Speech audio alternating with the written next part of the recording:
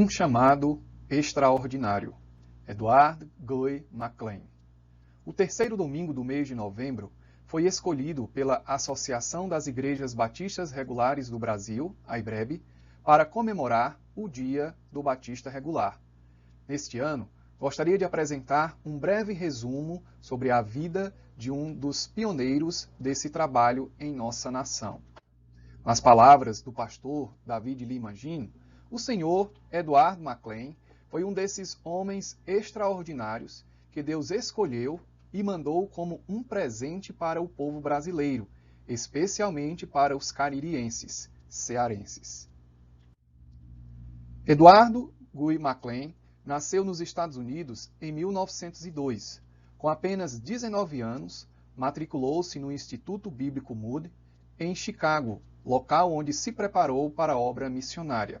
Em 1924, aos 22 anos, após ter sido acometido de tuberculose, foi obrigado a interromper os estudos para ir tratar-se na região montanhosa do estado do Colorado.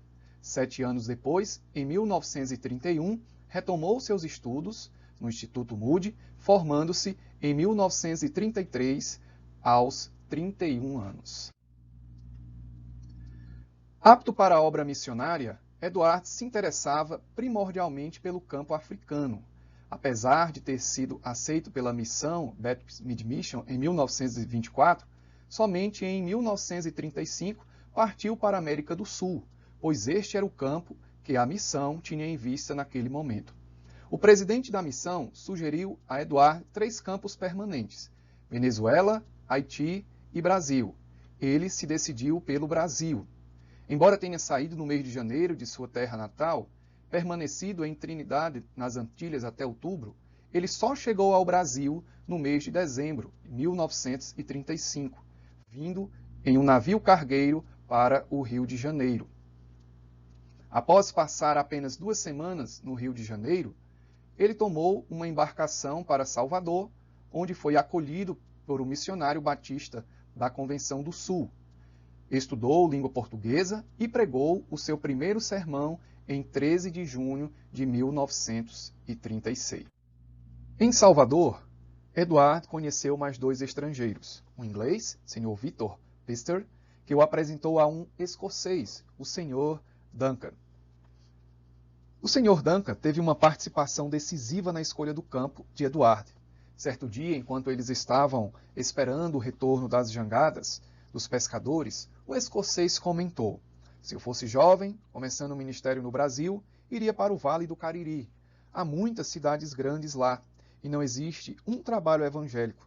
Seria muito difícil, porque as pessoas são muito fanáticas do Padre Cícero.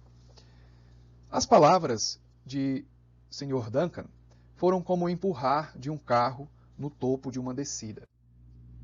Em agosto de 1936, aos 34 anos, Edward tomou um navio para Recife, de onde seguiu de trem para Campina Grande e de lá de caminhão até Patos. Lá, Edward descobriu o Sr. Brault, um missionário inglês que fora seu colega de estudos no Instituto Bíblico Moody. Sr. Brault apresentou-lhe com mais clareza a situação religiosa do Cariri e o alertou: você sairá de lá em pouco tempo, ou debaixo de pedra, ou morto num caixão, e sugeriu que voltasse para Salvador. Em 11 de setembro de 1936, após pegar um caminhão para Pombal e um trem, chegou a Juazeiro do Norte.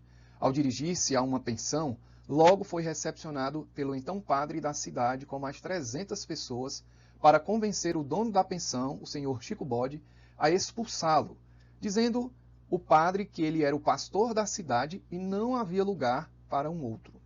Diante daquela discussão entre o padre e o dono da pensão, o senhor Edward entrou no seu quarto e voltou com um presente e o entregou ao padre. Este, ao abrir o presente e ver que era uma Bíblia protestante, ficou muito irado, mas por educação agradeceu e foi embora. O clero fazia muita pressão sobre quem trabalhasse com o missionário ou até quem vendesse água, lenha ou leite. Até casa para alugar era difícil. O ministério principal de Edward nesse início era fazer amizade com o povo. Ele também se dispôs a dar aulas de inglês para as pessoas. Os primeiros convertidos foram seus alunos, que trabalhavam numa firma algodoeira americana. Ensinar inglês para os filhos de várias pessoas importantes da cidade era também outra estratégia.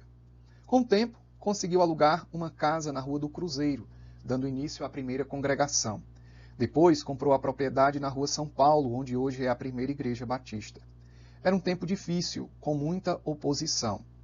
Jonathan McLean, seu filho, relata: por 2 semanas, eles todos os dias levantavam um muro, e à noite a turma do padre vinha e derrubava. Até que uma de suas alunas de inglês, que era filha do prefeito, relatou o caso e o seu pai ameaçou enviar os seus jagunços caso o padre tentasse novamente. Nas palavras do pastor David Lima Gino, seu Eduardo foi o idealizador do Seminário Batista, na época o Instituto Bíblico de Juazeiro.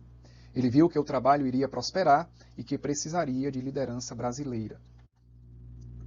Além do Vale do Cariri, o missionário Eduardo McLean desenvolveu seu ministério no estado de São Paulo, em São José dos Campos, Jacareí e na capital.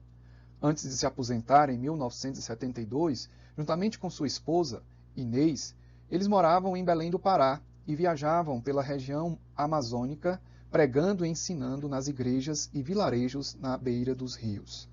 Ao contrair câncer, voltou aos Estados Unidos, onde faleceu em 1976, aos 74 anos, sendo enterrado no vilarejo de Club, Missouri. Sua esposa Inês foi enterrada no mesmo cemitério ao seu lado em 2006. Em 1977, seu filho Jonathan McLean, esposa e neto chegaram ao Brasil e atuaram na área de plantação de igrejas no Ceará e Paraíba até 2010. Ainda hoje há sobrinhos de Eduardo atuando no estado do Pará. O que faz alguém sair de sua terra, do meio de sua parentela, e ir para os confins da terra do Brasil? O que faz alguém sair sozinho para um outro país de desconhecidos? O que faz alguém sair do seu conforto e segurança para ir a um lugar inóspito e quente? O que faz alguém insistir em ficar em um lugar em que as pessoas não o querem? O que faz alguém dedicar toda a sua vida a uma nação que não é a sua? A resposta é o poder extraordinário de Deus, que tornou Eduardo um homem extraordinário, escolhido como um presente para o Brasil. O mesmo Deus que chamou e enviou Eduardo McLean como missionário de Jesus Cristo, também te chama como um presente para as nações. Seja um presente de Deus para os povos. Eduardo McLean, um chamado extraordinário.